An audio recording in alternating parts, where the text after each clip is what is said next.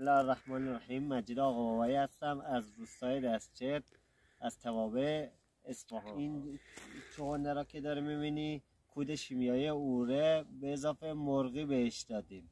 هر آبی چغندهش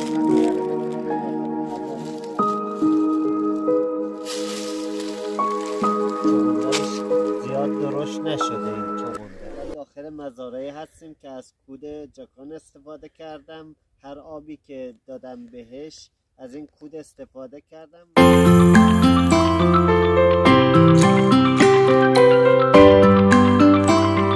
چغندرش که میبینید چغندرش خیلی عالی شده. این کودی که استفاده کردم در سالهای قبل خیلی عالی بوده. از الان محصولات که میبینید چغندرم خیلی عالی شده و برای مزارع گندم یونجه استفاده کردم خیلی عالی بوده.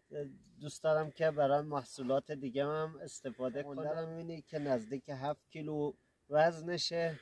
کود جاکان خیلی به صرفه تر از کود اوره است. اوره الان آزادش حرف 700-800 است. کود جاکان خیلی عالیه برای چغندر، یونجه و گندم.